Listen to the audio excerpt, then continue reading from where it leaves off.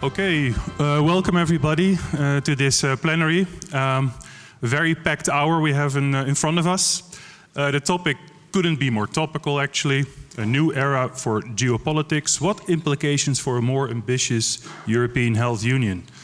And that under very challenging circumstances for multilateral collaboration, the rule-based international order, that we need to see how we also advance together, meeting our goals in terms of health and health systems and improving health of populations. About the program today, we will have a short keynote from the Commissioner, who I will introduce in a second. After that, we will have reflections in a panel, and we will also have time for you to ask questions to the panel, give reflections. We will also have cartoons from Floris Oudhoorn, and we will have Dimi Panteli, who is monitoring the chat for all the people who are joining us online. So please also, we will be reading those questions as well. Unfortunately, the Commissioner will have to leave after his keynote, because he's meeting with several stakeholders from industry, civil society. I think you're also meeting with the young Gasteiners, meeting with the Health Union Fellows. But he assured us that we have colleagues from the Commission taking notes and bringing the feedback that we gather here back to him. That's correct. So without much further ado, I would please like to welcome Oliver Verhely, the Commissioner for Health and Animal Welfare of the European Commission, to start his talk. Thank you very much.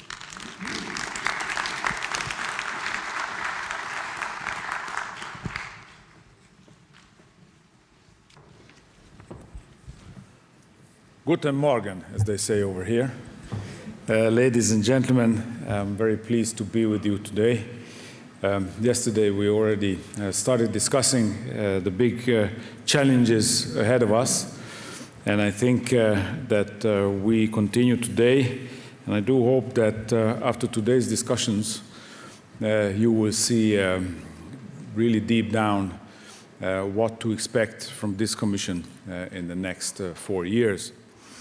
So, as we all know, we're living, of course, through many different transitions, and this shapes our work as well. We have a geopolitical transition, we have a technological one, but also a demographic one.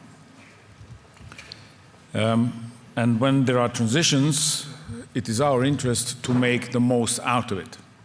To make the most out of it means that we need our basics to put right. And our basics to put right first starts with our economy. We need an economy that is competitive and that is capable of providing us with the therapies that we need and also the wealth that is running our social systems. But there's another catch to this, which is Europe cannot be competitive unless the people living in Europe are healthy. And we need for this a strong, innovative European health ecosystem that can and should boost their health and our competitiveness. If we can integrate the health innovation across sectors and break down the silos that we see every day, our possibilities will become endless and the public health outcome will significantly change to the benefit of our citizens. Because we have to admit that the current regulatory environment does not deliver on the citizens' expectations, which is to have timely and affordable access to the most efficient and innovative therapies and health technologies in Europe. Just to give you some few absurdities developers have to deal with today in Europe. If I take medical devices, we have manufacturers, especially more than 30,000 SMEs, family companies. They are representing 90% of this sector now. And they need to spend time on bureaucracy rather than innovating.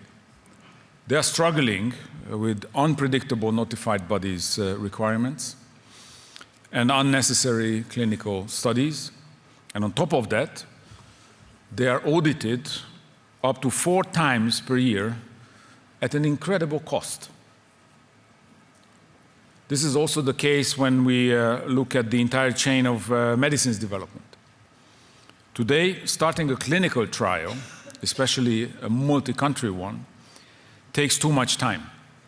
In the EU, it takes on average 113 days, while elsewhere, like the United Kingdom, for example, these decisions take anything between 60 to 30 days. It's a huge difference. Let's keep in mind that the clinical trials mean not only innovation, but also timely access to new medicines. Next, the authorization of new medicines in Europe is much slower than in the United States. Furthermore, product-specific regulations are not working together, which causes huge delays for introducing combination products like insulin synergies. As a result, most of the cutting-edge health technologies, such as advanced therapy medicinal products, are developed and introduced rather in the US and China than in Europe. Last but not least, we are not sending the right messages to encourage our health industry to stay in Europe. In the midst of pressure they face, they might choose to relocate. We encourage them to produce in Europe with the Critical Medicines Act and discourage them with other sectorial legislations, see, for example, the Urban Wastewater Treatment Directive. So let's be clear. Without a strong health ecosystem, there is no resilient health system, no timely access to the best diagnostics and treatments for European citizens. So we have the task of bringing together pharmaceuticals, medical devices, artificial intelligence, and big data in a more agile regulatory environment if we want to unlock the brand new therapies, technologies, and care models to serve the European people. This is why I support the timely closing of negotiations on the pharma package and the Critical Medicines Act still this year. The pharma package will support innovation and sustainable financing. The Critical Medicines Act will reinforce the safe supply of medicines and will create access in markets where there is no access these days. This year, I will propose a revision of the medical devices regulations. The revision will modernize pathways for innovative devices, make notified bodies' action more predictable and less expensive and faster, and therefore will reduce disproportionate market entry requirements. Also this year, I will propose a Biotech Act that will simplify clinical trials, speed up authorization procedures for various health applications, and enable European industry to innovate and scale their activity up in Europe. These initiatives, together with the European health data space, will unleash the power of secure data in research. Ladies and gentlemen, our health systems are under growing pressure of the burden of non-communicable diseases. Especially, we face the mounting burden of cardiovascular disease, diabetes, and obesity, not to forget cancer or neurodegenerative diseases. These challenges do not wait. They add strain every single day. Because we are a continent where more than half of the population is overweight, and so is more than 20% of the youth.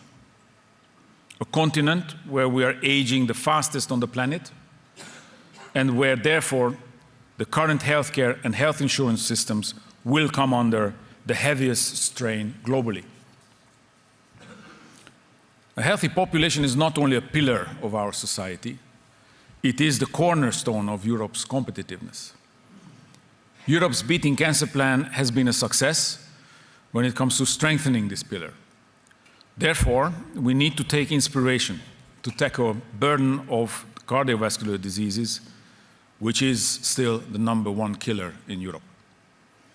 Before the end of this year, the Commission will present an EU cardiovascular health plan with very clear targets related to diagnosis, prevention, and disease control, and new instruments supporting healthy lifestyles. I talked earlier about the potential of data in relation to the European health data space.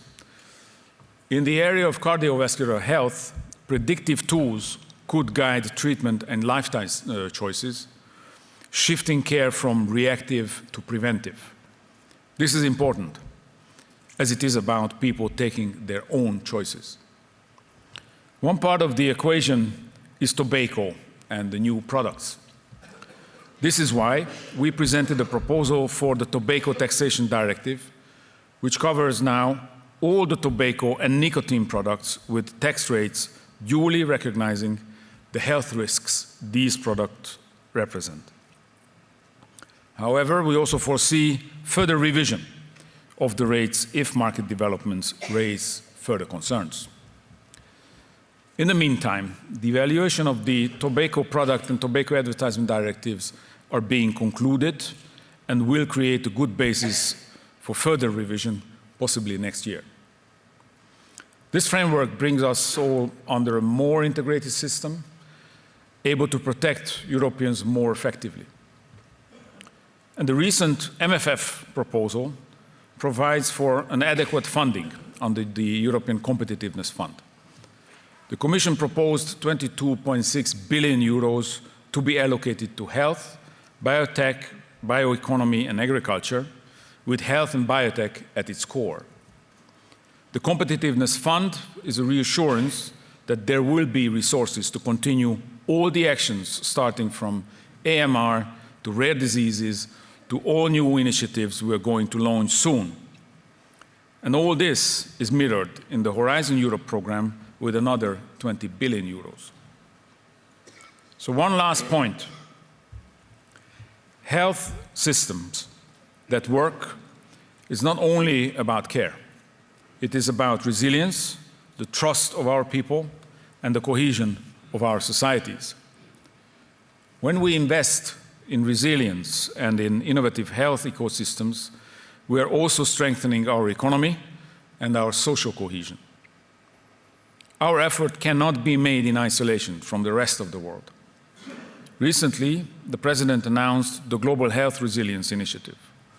Close international cooperation is a must, and it also means maintaining or even deepening our good, long-standing and broad collaboration framework with the United States.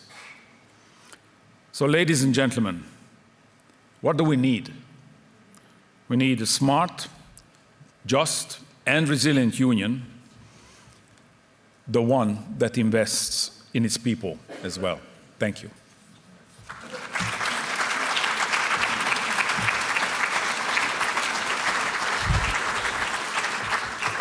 Thank you very much, Commissioner, and I hope you allow me to ask you one question before you leave to all your meetings today.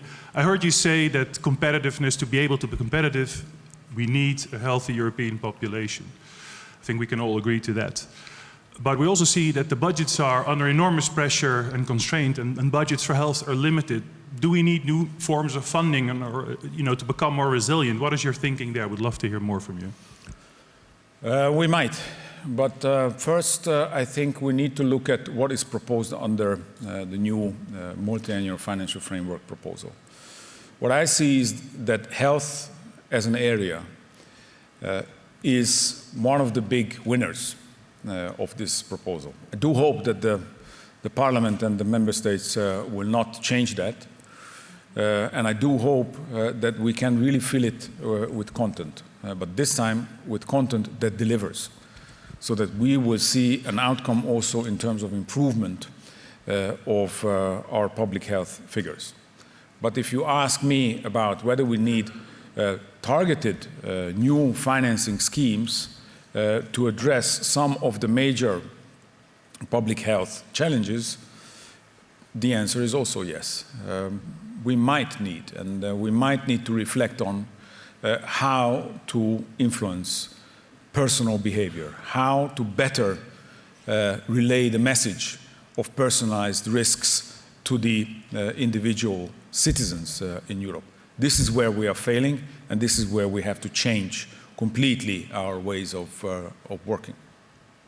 Thank you very much. I know we kept you longer, and success with all the meetings you're having today, and thank you for coming to talk to us. Thank you very much for having me. Thank you.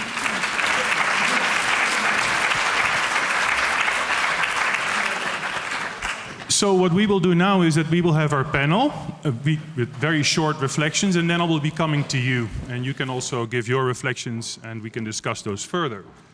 So I would like to welcome for my panel Natasha Azopardi-Muscat from WHO. I don't think I need to introduce you further. Please be seated in my panel. Then Professor Ilona Kikbush also needs no introduction, please. And then Sanja Sizovic from the International Youth Health Organization. Maybe I'll take this.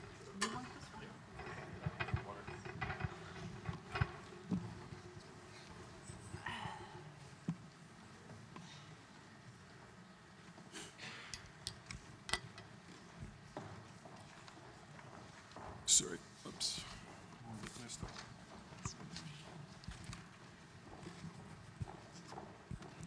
Okay, so let's start. Let's do quick 2 minutes feedback on what you've heard, your first thoughts after the commissioner spoke. Can we start with you, Ilona? Yes, all right. Yes, I think what the commissioner actually highlighted is a development that we see in global health throughout. And that is that health is becoming a geopolitical domain. And that is why increasingly we are discussing competitiveness in relation to health. I said in another meeting here in Gastein that in the past we saw health as an issue that unites us. At this point in time, health is an issue that divides us. In many different ways. Within Europe, where countries are starting to close their boundaries again, and the post-COVID consensus, we all need to work together across boundaries, is slipping away. And actually, everyone is looking to say, how do I protect my industry? How do I get the workforce that I need? How do I build the protection measures against possible infectious diseases? And therefore, I think the goal of a European Health Union must remain strong, but is much more difficult to achieve because it includes these other issues that the Commissioner mentioned.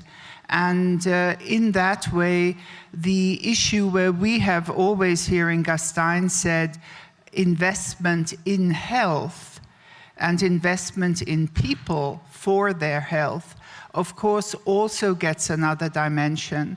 And we're seeing that the whole area of research and innovation, he shortly alluded to Horizon, is becoming absolutely critical. And we have to see that at this point, Europe is still sort of one of the three economic giants, powers in the world, but that seems to be slipping. And we forget sometimes in the health arena that it is actually the health industry, also in the widest sense of the word, that is one of the strongest industries that keeps us going. This one of the strongest employers. Nearly 2 million people in Europe are employed in the health industry, not to speak of all the suppliers and everything else. 300 billion is sort of the capitalization. So I think these messages that he gave need to make us reflect, and the keep on the challenge that, of course, is in the European Health Union thinking, and that we must be careful that it doesn't slip away. That is the equity challenge. And we're hearing less and less and less about equity. So I think finding that balance between competitiveness, that is essential, and equity, that is critical, is actually the kind of challenge that we should take forward here in Gastein, and make sure that the equity dimension remains part of this new strategic approach to health. I think that's a very important point. Shall we go to you, Natasha, for your reflections? Thank you, Ewout. And building on what Ilona has just said, but coming perhaps a bit more also to the specifics. I was delighted, of course, to hear about the focus on medicines, novel medical devices. And I totally concede that in these times it's absolutely important to ensure that we have the least burden possible to and be able to facilitate innovation. However, what I was missing then is the focus on ensuring that what we incentivize the industry to produce is very much directed towards meeting the public health needs. And then also closing the loop on the other end, we know, because as WHO, we convened the Novel Medicines Platform where we bring together industry, member states, funders, that it's not just about producing the products, but we need to make sure that they are truly available to all those who can benefit. And I think your question at the end, Ewout, around the financing is something that needs to be addressed, because otherwise we can risk a situation where we are developing products, but these products don't reach people. I was, of course, very pleased to hear about the focus on cardiovascular diseases, diabetes, but coming out of the geopolitical reality of the NCD's high-level meeting in New York last week, seems to make me think that we're going to really need to think carefully how such a plan, which the Commissioner intends to put his, let's say, political weight behind, is truly going to be used to make progress on all fronts and tackle some of the very difficult issues going from the upstream determinants of cardiovascular disease and diabetes. And I will end, as Ilona ended, on the equity issue, because when we look at cardiovascular diseases, when we look at diabetes, we know that these are really inequitably distributed and are causing people to age unequally. So also a lot of agreement here on the fact that equity needs to be brought in line with competitiveness, and also seeing public funding remains very important to uphold these systems. Sanja, your reaction? Thank you.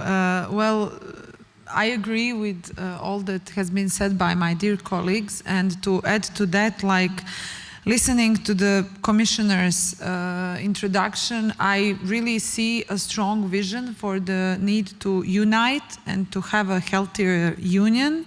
And I see it very relevant, very important, but there are a few things that I would like to reflect on as a youth representative, as someone who is focusing on the health of young people every day.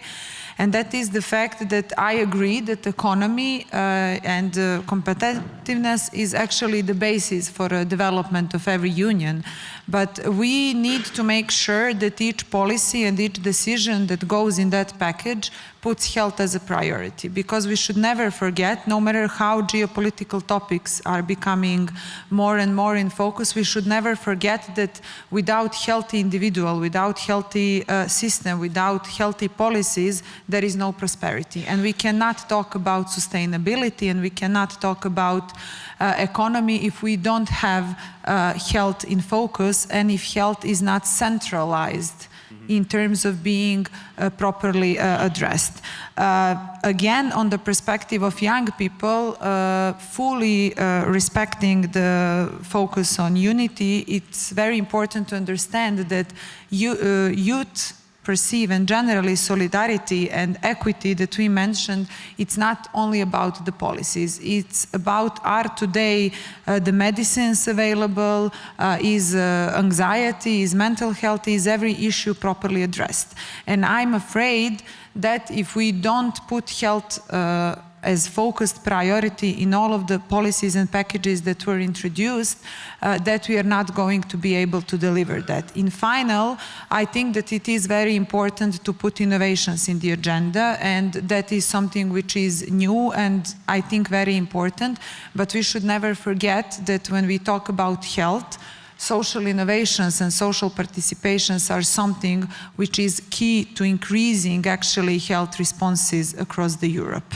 And that is something that I'm afraid has not been recognized enough, and the potential of social innovation actually lays in the potential of young people across the Europe. So we are pretty much open to see what this plan and approach will bring, but also having a strong need to outline that health must be priority on every step of the way. And as Commissioner says, we want smart, just and united union, but I would add to that precondition for all of that is that each individual of the Europe is actually healthy. Thank you very much. I sense a lot of agreement between the three of you that you welcome many of the things that the Commissioner has said, but that we also see that perhaps there are issues around equity and that they need to be addressed. So the proof of the eating will be in the pudding itself. And how to put that into practice. Now we actually want to hear from you, and the way we want to do this is by you pair with your neighbor and you discuss for 3-4 minutes, and then I'll come to you and then I'll raise some of your comments. So I'll give you 3 minutes now. So these will be just comments, not questions, because there will be time for that later. Just comments on what you've heard so far in the panel and from the Commissioner. And again, we have people from the Commission here writing down this feedback.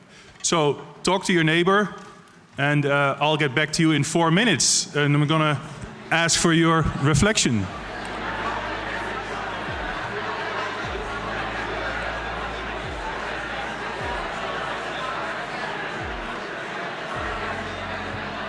Okay.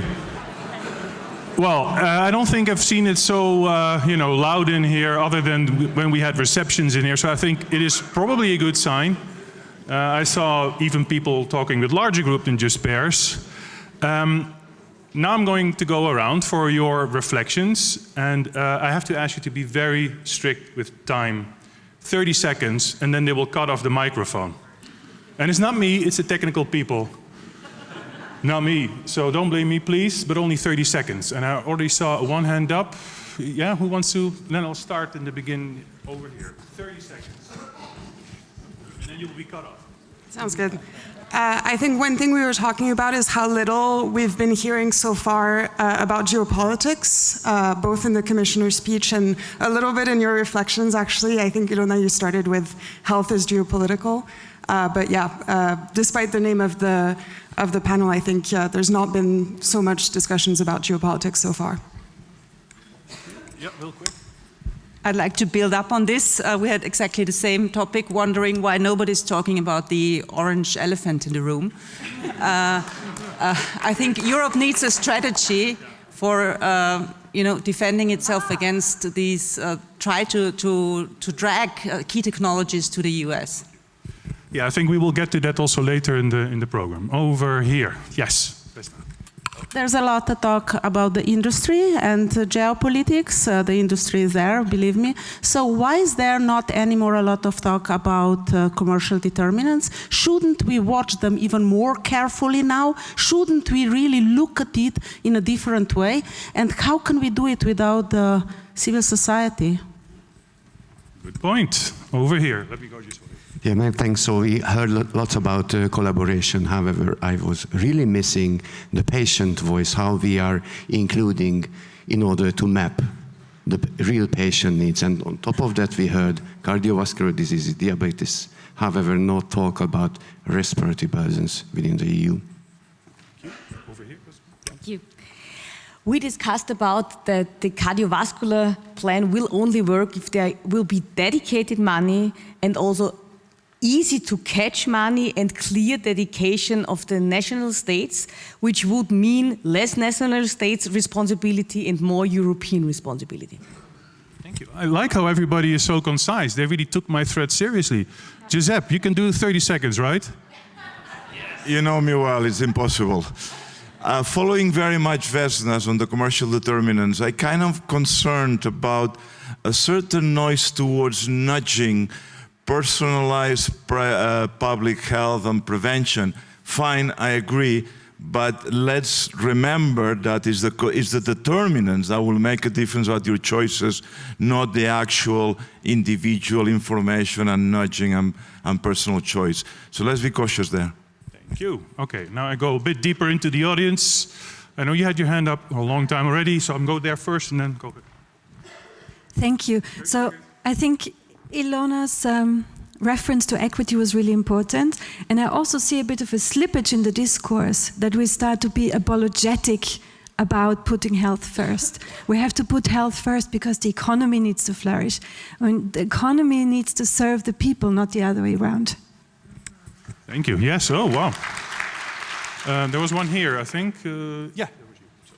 I also agree with Ilona about equity, and what we discussed, it's very scaring that, for example, Switzerland, well, it's not part of the European Union, but shut down the health equity section by the end of the year and also has budget cuts in NCD, so it's quite the opposite direction.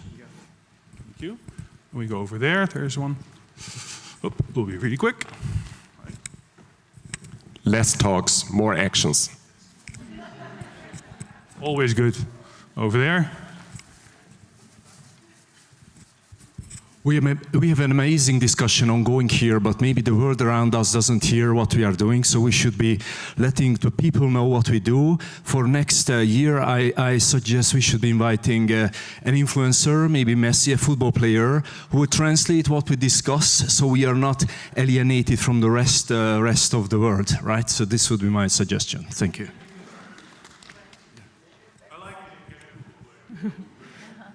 Thank you. I believe health literacy is a political choice, and it's closely linked to trust. And I think in a time of turbulence, we really need to protect health literacy, not only of the individuals, but also how organizations present information, and not least decision makers. Thank you. I think a lot of good topics were touched. What I was missing still was the field of rare diseases, which was not mentioned at all, and also the field of care, which I think from a demographic perspective is very important and reaching much more attention. Thank you. Is there one here? One here, perhaps? This is the quiet corner. No? Any other? Maybe I am an idealist. But I'm going to ask a very simple question. Rather than investing in defense, why don't we invest in innovative medicine? I think many people here agree. Okay, I'm walking slowly back to the panel. Okay, over there. Yes, give her the mic. That's. Yeah, thanks, great. I was missing more global health and the role of health as an economic driver, so turning around the commercial determinant into something positive, that health can really be helping and has a place high on the agenda because it's an economic driver. Absolutely. Martin. Yeah, so we're talking about geopolitics. We have an idiot surrounded by neo-fascists in the White House. We're in a hybrid war with Russia. We have a climate crisis that is driving mass migration. When are we going to talk about them?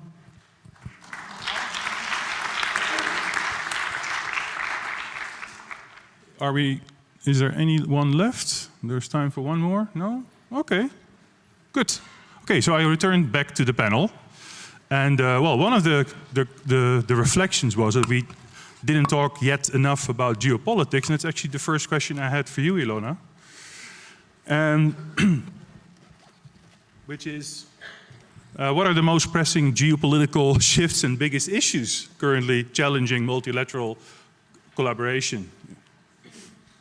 Well, there's several. There's, a significant power shift, and in the context of that power shift, you, of course, have all the actions of the United States of America that have already been alluded to, leaving the World Health Organization, withdrawing from,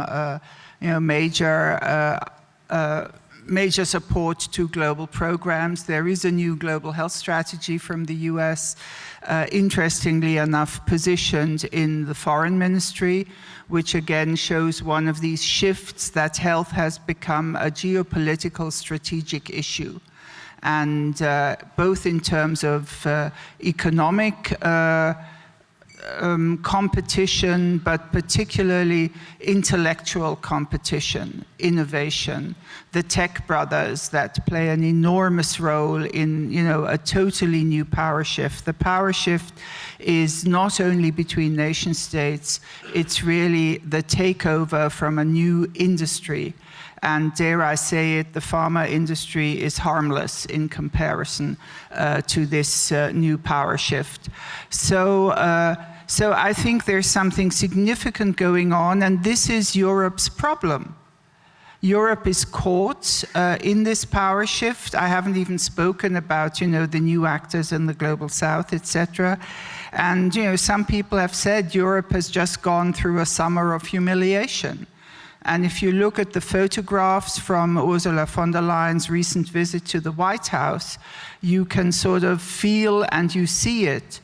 And you have, the tariffs coming across, you have a whole range of other issues, and at the same time, Europe is caught in a major war.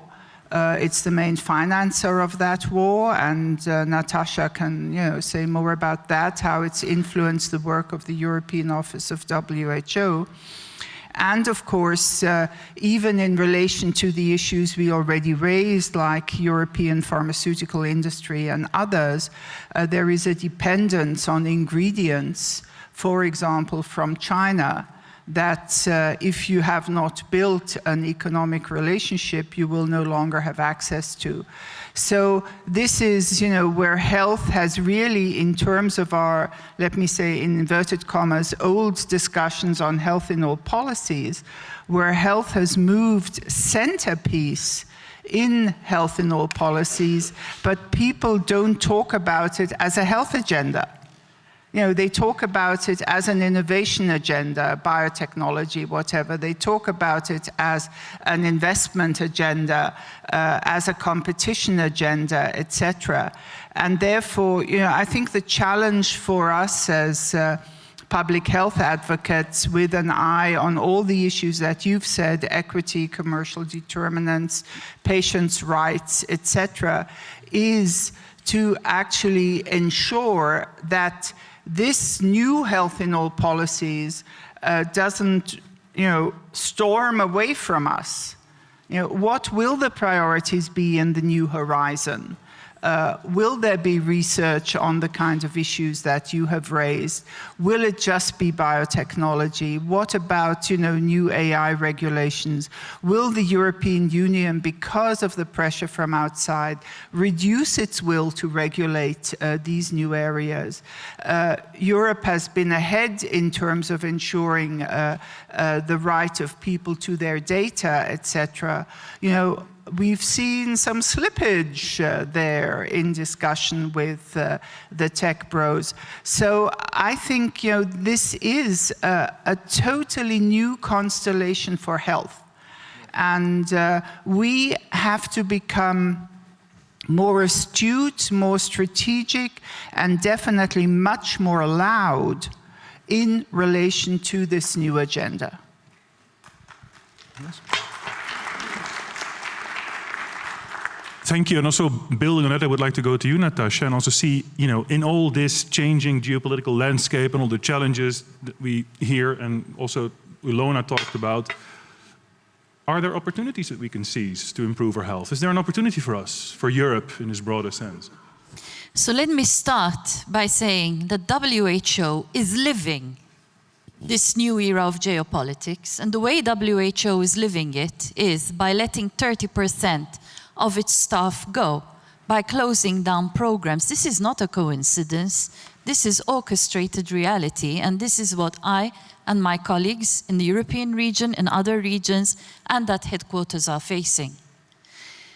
We are also facing a situation where, as a member state organization, it becomes increasingly complex for us in this new geopolitical era to deal with issues such as sexual and reproductive health and rights, such as the commercial determinants of health. This is the reality. And of course, we also need to acknowledge the huge cuts, for example, to some of our vaccine programs. This is the new era. So, what do we do in this new era when we are faced with a situation where the humanitarian crisis is bigger than ever before, when we look at attacks on health workers, what is going on in Ukraine? A year ago we had the minister here and we were listening and watching. We are still there. We are bridging together our humanitarian response with our health system development response. And let me try to think of how we can be opportunistic. I don't say positive. This is not positive. This is not the time to be positive. But we need to be astute and opportunistic. So one of the things that definitely needs to be done is to bridge the humanitarian response and preparedness and the health system development more closely together. So we are talking about resilience, for example, and resilient health systems. I'm not certain whether the Commissioner actually mentioned today the Critical Medicines Act, but he did mention it yesterday. But my question to all of you is, how can we be resilient as a European region if we are ultra-dependent on a health workforce and care workforce that comes from other regions? Ask our colleagues in Ukraine what happens in time of conflict. In time of conflict, health workers leave. They don't come. Are we really thinking about these issues? Is there an opportunity once and for all to put the health and care workforce issue firmly on the agenda and to find ways to address it? What about, for example, the care issues we spoke about yesterday? And really trying to use innovation and technology and prevention so that we start taking concrete steps for people to age better. COVID pandemic showed us very clearly that our primary healthcare systems were not developed enough to cope in a time of crisis. This new era of geopolitics is going to challenge us like we haven't been challenged before, and our primary healthcare systems have not been able to make progress in the way we would have liked them to make progress. So the opportunity is to use, let's say, in a way, the very, very difficult realities that we are facing, to place health at the center, but we need also to find ways to align the discourse. And if the discourse is really shining a lens on the way in which Europeans are struggling in terms of their physical health, in terms of their mental health, then this is what we need to do.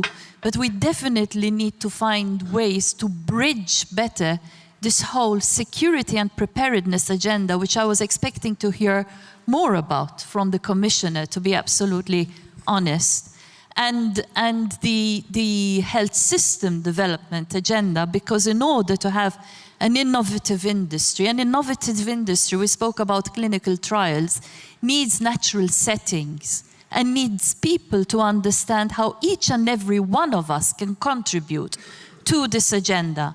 And finally, I'll come to my last point, and I think Ilona also mentioned this about involving the people and social participation. This is a very good bridge when we talk about, for example, preparedness, humanitarian response. We know resources are limited, whether it's climate and floods. The first responders are communities. So we need to find ways to prepare our communities, engage our communities, and involve them in the health system, but also beyond. So my plea is to try to really bring together this preparedness and response and security issue with the wider health system development and prevention response. That is perhaps the opportunity, the single opportunity that I see. Thank you. Yeah. Yes? But there's a group of people, young people, who will have to live in this new geopolitical world. So what is the view from that perspective on what do you expect in this new world? Well, we expect a lot. It's very important, firstly, to understand that when we talk about young people, we are talking about the fastest growing demographics in the world. And we are talking about at least 1/3 of the people living in the European Union, and that is in the Europe general, and that is where the response lays, why it is important to understand how all of this affects young people and what young people can actually do to contribute to overcome all of the challenges that we have on the table. Let me put the youth perspective in the agenda at the moment, and if we are talking about geopolitics and how that impacts young people. Firstly, we are seeing conflicts and raising nationalism across the Europe. And that affects young people directly on their everyday life because displacement, interrupted education, mental health burden of living in this time of conflict and constantly waiting for some new crisis to come is something which is very much affecting young people, and it's not properly addressed. And we are seeing more and more migrations through young people because they want to escape from the places where they are not feeling safe. And feeling safe is an important segment of the mental health. And those are the social determinants of the health that we were talking. Second, we cannot talk about preparing ourselves for a climate crisis. It is already a health crisis, and it is already impacting young people every day, like floods, fires, heat waves, and all other aspects that are contributing to the health of young people when it comes to asthma and to other health conditions. Climate anxiety is something that is already happening. And the biggest concern related to young people at the moment is that not every youth is aware of the connection of the climate crisis with their health. Why? Because their health literacy is very low, and all of the data are showing us that we are not doing enough. And I'm not sure, and there is a question for all of us, are these things properly targeted in the proposed agenda? Are we planning to empower young people more to actually understand these things, to prevent what they can do? And in final, there is erosion of trusts among young people when it comes to institutions, to generally system. And I must say that many young people currently feel excluded from the decisions that are shaping their lives. And we have seen in COVID that most of the political decisions have impacted young people because most of the ecosystems that were closed, that were shut down, were actually affecting life of young people. And there is mental health crisis that we have as a consequence of that among young people. Are we having enough services to support them? I'm not sure.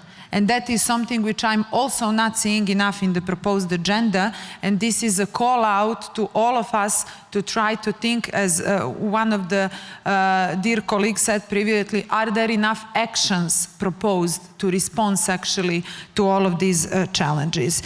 Also, I must say that when it comes to trust, we don't need to look too much. We just need to open social media, to open news, and to see that there are young people across the Europe on streets, on social media, protesting, calling out for action, giving proposals, saying what they need. And it's time for people who have the power to make agendas, to make decisions, to actually hear the young people and to give them the opportunity to say what is there for them to make a health choice. And I'm gonna conclude like with the sentence that also dear Commissioner said, that we need to make impact so that people make healthy choices. I must say that currently making a health choice in Europe for a young person, it's not easy. And that is when it comes to social and commercial determinants of health. Making a healthy choice, it's not easy at the moment. It's very hard to eat healthy, to behave healthy. It's very hard to feel healthy in current situation in Europe. And that is all linked also with these geopolitical factors. And in final, we should all ask a question. Is this proposed agenda providing responses to all of these challenges for young people? Thank you. Thank you. Yes? I now would like to move to the desk over there. Dimi, who's been monitoring our online audience. Are you hearing similar things, or perhaps also some positive ideas? Something different? Dimi, give us hope, please. I like how that implies there are no positive ideas in here. But I tried. Oh, yes. Well, thank you first of all to everyone who contributed to the online part of this session. There is a lot that goes in line with what we've been discussing here. Some of the comments started coming in as the Commissioner was talking, and they mirror very closely what we have been discussing on the panel, but also in the audience, particularly regarding the balance between focusing on innovation and treatment as opposed to prevention and public health, the balance between competitiveness and equity, and then a worry about the sufficiency of current instruments that the EU has to support in funding and collaboration. And that links to the second cluster of questions that is closely related to the topic of the panel, which is the European Health Union. And in a sense, how we then, working together in Europe, can move ahead. And there we have a couple of different insights and questions and worries where people are thinking about the balance between sovereignty and solidarity, about the balance between member states having their own agendas and what the EU can do together. And that not only related to competitiveness, so can we really be competitiveness if we don't play together, but also when it comes to cross-border health threats and health security that Natasha was talking about. So there we also see very well reflected in the online activity what we have been discussing in here. Two additional points. Patient voice, very important also in the online part of the session, and a reflection on top of all of that about the global role of the EU in terms of global governance, especially at times like this.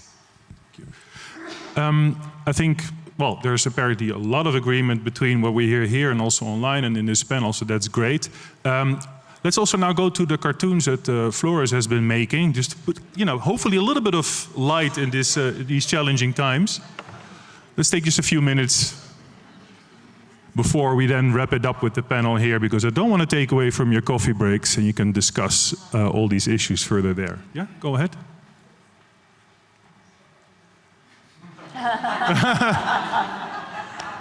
I'm going to see this one on many presentations in the future. Please.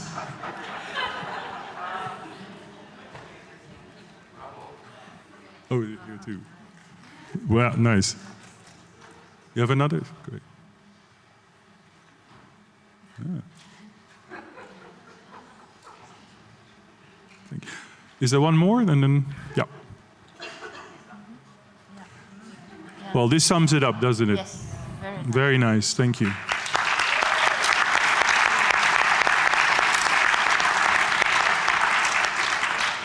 Okay, so to wrap it up and not take away too much time from your coffee break, I would suggest that we react to what we've heard, but we seem to be agreeing anyway. So I will be asking you for your final statement, your final takeaway for the audience here. So yeah, we can start with you, Natasha. Thank you. So from WHO's perspective, the European Union is a really important partner. And there is an opportunity still to make an impact through the global health strategy. And I think we need to rise to the occasion together, and WHO will be here to support and promote, because the deepening of the European Health Union is actually good also then for so many other countries that still look at the EU as a model.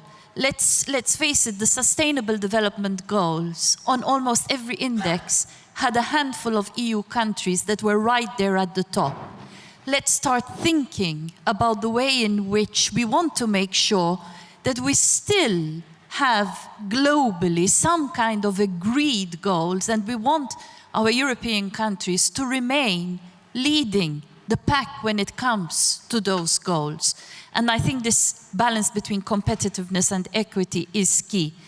As WHO, what is very clear to us is that in this new era, we have to work differently. With fewer resources, with these challenges, we need to work smarter. We need to up our skills when it comes to misinformation and to, let's say, the politics of persuasion. And we are too small to do this alone. And my final conclusion would be that even in this room, we are too small. Even as a public health community, we are too small. So we need to really find allies and partners, whether they are in the clinical professions, whether we are going to be working more closely, for example, with security and defense forces in countries, something which we haven't been comfortable perhaps or doing enough, but this is the reality that we are going to be forced to do, with the industry because of the importance, of course, of boosting industry and economy too. So in this sense, the way in which we, WHO, are having to think differently about how we leverage civil society, collaborating centers, and the offer of innovation, I would take that plea to the wider public health community to think in this era, we are going to really need to up our game and do things differently. We need to be thinking of power and politics in a way that we haven't necessarily thought about them before. Thank you. Sanja, would you go next? Okay. So my key message would be that understanding resilience of the EU in relation to health cannot be only in securing medicines or supply chains. It is an important pillar of it, but it cannot be the only approach. And if I would need to choose one priority that would strengthen Europe's resilience, it would definitely be making a health prioritization as non-negotiable pillar. And that is something that needs to be ensured. And in such a challenging and vulnerable world, we should never forget that the greatest resilience tool that Europe actually have are their citizens, are their healthy and empowered citizens. And without them, we cannot have any kind of ambitions related to sustainability, competitiveness, or resilience, because we need to make sure that people who are living in Europe are actually healthy, because that's precondition for everything. And in final, when it comes to the power of young people, I would like to conclude based on the work that I do is that with young people on board, with young people sitting on the decision-making tables, we can make and build Europe that is healthier, fairer, and stronger for all the generations to come. Youth are living today, and we need to invest in their health today so that tomorrow they can be the leaders that are going to help us have a great world. Thank you, thank you. Well, final word for you, Ilona. Yeah, well, that would have been a good closing word for the next generation, obviously. But I do think I'd like to come back to Natasha's point about power and politics, and that we are faced with a new constellation of power and that it needs new politics. Also new health politics, not just the policies we've been talking about in the past. And that relates to the fact that the rules-based order on which a lot of health policies are grounded, including human rights, is being eroded. And this goes far beyond that elephant over there. This is a concerted effort worldwide to deconstruct human rights, to deconstruct the rules-based order that we've established internationally. We can see it in Gaza, we can see it in Ukraine, we see it in Sudan, we see it everywhere. The rules the post-World War II world gave itself are disappearing. And that in turn is being reinforced by the developments of the digital economy, the AI development. And that fits very well together because this new global industry wants no rules. And the political move of establishing of moving away from a rules-based order that is a right-wing move very clearly and is going systematically through all countries. And sadly, I must say, if I look at the electorate of the Alternative for Germany, there's a heck of a lot of young voters there. It is not just that also young people all want the kind of things that we want here on this panel. So it's going to be a tough fight. It is a crisis situation, and this is not about being negative or positive.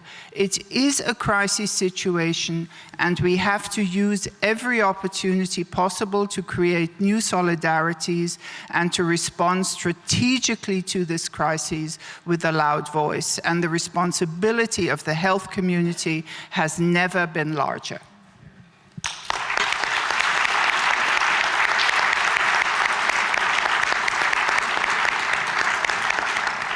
So with that, I would like to thank the panel. But before I let you go, I know that there are one more cartoon from Floris. So I suggest that we look at it, and hopefully we can leave this room with a little laugh around our lips. And then we can discuss further the severity of the organization of the global world order over coffee. Nice one. Yeah, very good. Okay then, thank you very much for joining, and I hope that you have a great day in Gastein, and hope to see you in other sessions and to discuss with you over coffee. Thank you.